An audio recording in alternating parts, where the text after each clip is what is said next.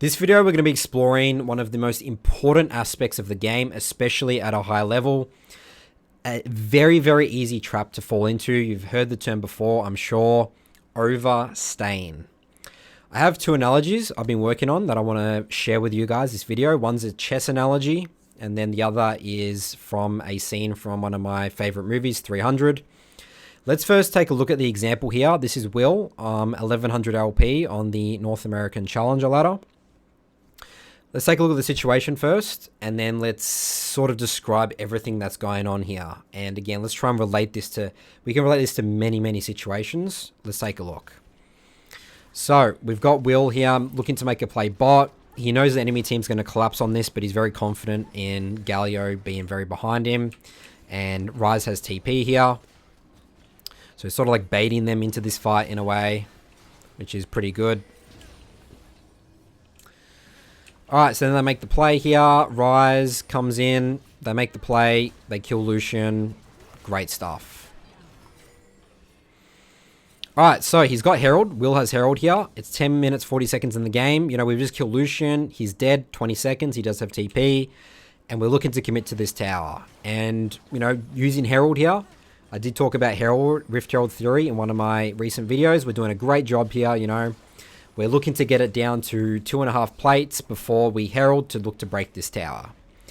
Let's just look at what the consequences of this play has been. So we come here, we commit a lot of resources here, hitting the tower.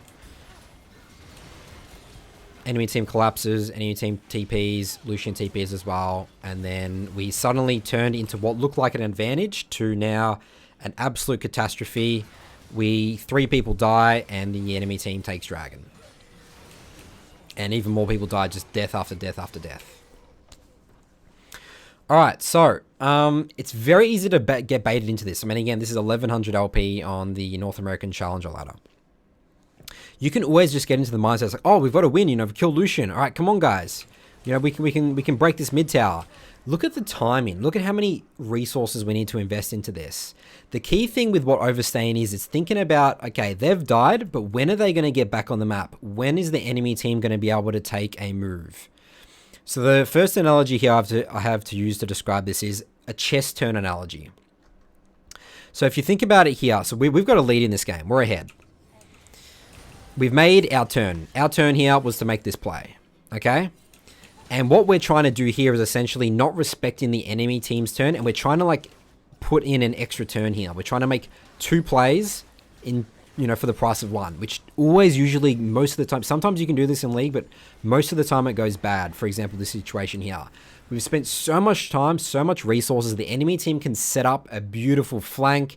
They have all the time in this world to set up. But the key thing is here, guys, is that this is the most important thing. Even if they break this mid tower, it is still not worth it, because they are going to give the enemy team now a chess turn, versus when you're ahead, you never want to be trading. So at the end of the day, if we break this tower and we all happen to escape, we're still going to lose Dragon at the end of the day. The alternative is that we get this pick. Maybe we could do something just a little bit quicker here. Maybe we could, you know, we have 2 options. We could just literally just take the Dragon here, or we could come mid and just maybe get like just maybe a little bit of a plate. I think the best play here is to do Dragon, then reset, and then come back on the map for the next play. And what that's doing there is essentially not allowing the enemy team to get an opportunity. Your mindset really needs to be, don't give the enemy team a turn. The only time you ever want to trade in the game is when you're behind. But since we have a winning position here, we don't need to commit all this resource. We don't have to break this tower right now. Also, there's still another, you know, good 90 seconds on this Rift Herald as well. We're just giving the enemy an opportunity to get back into this game, which we just don't need to. So this is a great example of what overstaying looks like, guys. Here's an analogy that I have found from the movie 300 that I want to share with you guys. So let's get this up here. So this is the scene. This is the hot gates. Let's get the audio going. Let's just play it out first, and then we'll explain the analogy.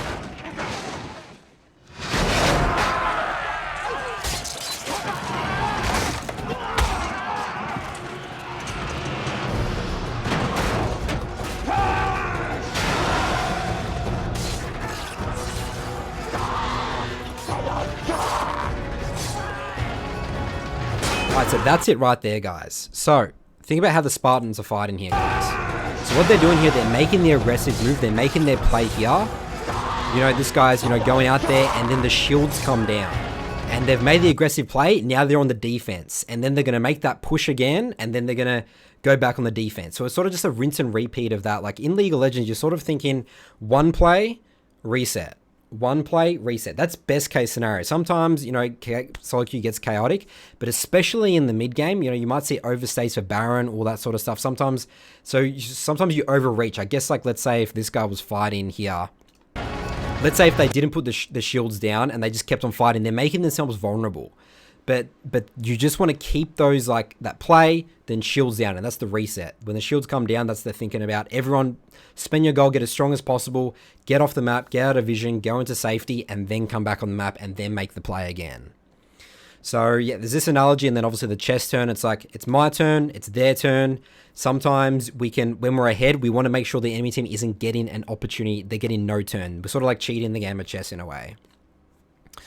So I hope this was helpful. Maybe it wasn't helpful at all, but this is something I'm experimenting with. I think Leonidas actually even says, the king of the Spartans says, he has that line saying, take from them everything, give them nothing, but take from them everything. And that's your mindset, specifically when you're ahead in League of Legends. Give them no opportunities. The moment you start overreaching on the map, you know, go for those fancy plays instead of just being like, okay, made my one play, reset, replenish resources, then come back on the map, as we could see from this example here. So I thought this was an excellent example. Hope this made sense. We'll see you in our next Saltu video.